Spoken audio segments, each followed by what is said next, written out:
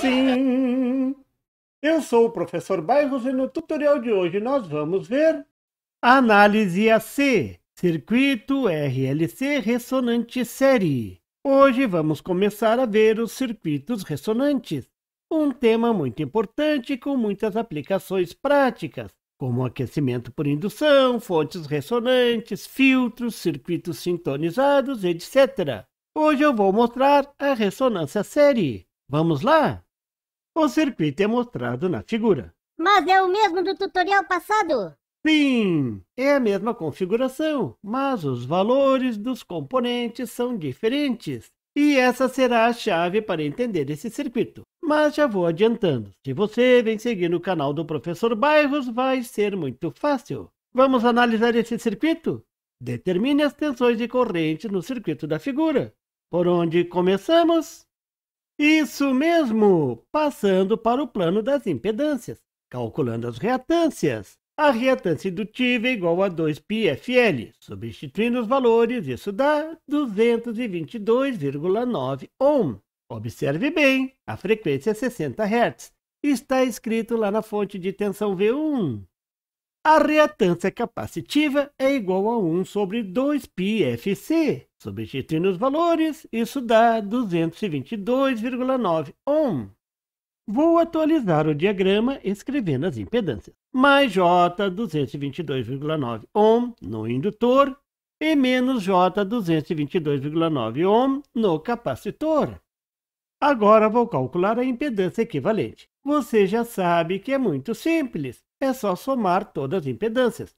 Vou somar os 10 ohm da resistência, o mais J 222,9 ohm da impedância indutiva, o menos J 222,9 ohm da impedância capacitiva. Mas agora vai acontecer a mágica. Você já deve até estar desconfiado do que se trata. Olhe bem a soma e diga qual a impedância equivalente. Isso mesmo! Os valores imaginários mais J e menos J se anularam, cancelaram, compensaram e só sobrou a resistência de 10 ohm. Agora o professor Bairros se superou mesmo. No tutorial passado, o capacitor anulou o indutor e de 2 sobrou somente 1. O título era Monte 3 que vale por 2. Agora poderia ser Monte 3 que vale por 1. O indutor e o capacitor sumiram da equação. Mas cuidado, não sumiram do circuito. Agora ficou fácil calcular a corrente. Muito fácil mesmo. O circuito ficou equivalente a uma fonte de tensão de 100 volts e uma resistência de 10 ohm. Para calcular a corrente, é só aplicar a lei de Ohm às impedâncias. Já estamos ficando carecas de tanto ouvir isso. A corrente é igual à tensão V1 da fonte sobre a resistência R1. 100 volts, 0 grau. Não tem nada escrito na fonte, então é 0 grau. Sobre 10 ohm. Isso dá 10 amperes, 0 grau. Sim, não tem defasagem nenhuma. A corrente está em fase com a tensão na resistência. Claro, na divisão, o ângulo resultante é igual ao ângulo do numerador menos o ângulo do denominador. Nesse caso é 0 menos 0, fica 0. Muito fácil. Vou escrever no diagrama. A corrente sem ângulo. Quando não for escrito o ângulo, isso significa que o ângulo é 0.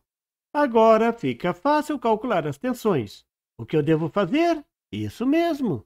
Usar a lei de Ohm aplicada às impedâncias. A tensão na resistência R1 é igual a 10 amperes vezes 10 ohm. Isso dá 100 volts, 0 grau. Não podia ser diferente. Afinal, eletricamente, só tem essa resistência no circuito. A fonte só enxerga essa resistência.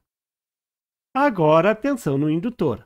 A tensão no indutor é igual a 10 amperes da corrente vezes 222,9 ohm mais 90 graus. O mais 90 graus você já sabe de onde vem. Isso mesmo, do mais J da impedância do indutor. Isso dá 2.229 volts e mais 90 graus da defasagem.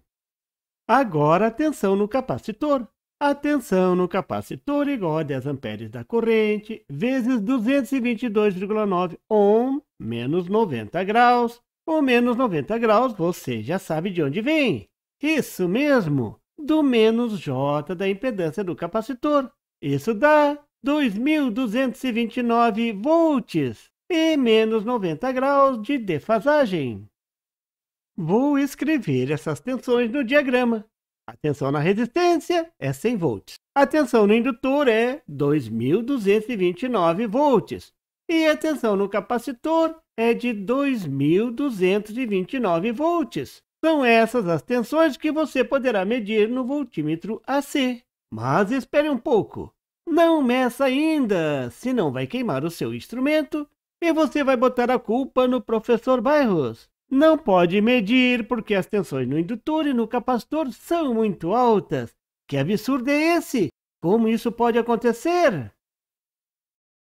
Isso acontece devido à ressonância. Na ressonância, a combinação da impedância indutiva e da impedância capacitiva se anulam, equivalem a um curto-circuito. Assim, o único componente que limita a corrente é a resistência. Então, a corrente pode assumir valores altos, que multiplicados pelas reatâncias vão gerar essas tensões absurdas. Então, agora você sabe. Se um circuito LC está em ressonância, isso significa que a reatância do indutor é igual à reatância do capacitor. Essa é a equação básica da ressonância. Essa você não pode esquecer. Observe que é isso que está acontecendo nesse circuito. As duas reatâncias são iguais.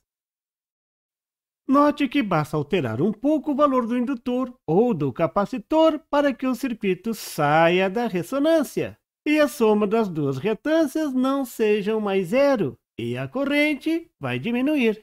Então, a ressonância só ocorre em uma frequência específica. Assim, qualquer combinação de capacitor e indutor pode entrar em ressonância em alguma frequência. O melhor de tudo é que é possível determinar a frequência de ressonância de um circuito LC. É só trabalhar a equação básica da ressonância, isolando a frequência. Isso dá: a frequência de ressonância é igual a 1 sobre 2π vezes a raiz quadrada do produto LC. Essa é outra equação que o técnico eletrônico deve conhecer.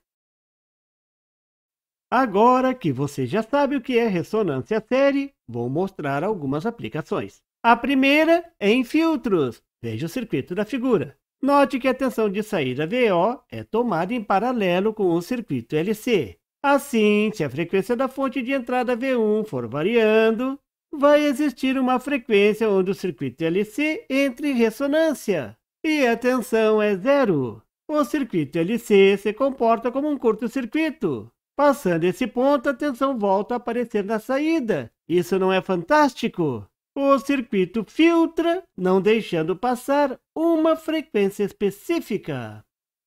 Outra aplicação é para gerar altas tensões a partir de uma fonte de baixa tensão.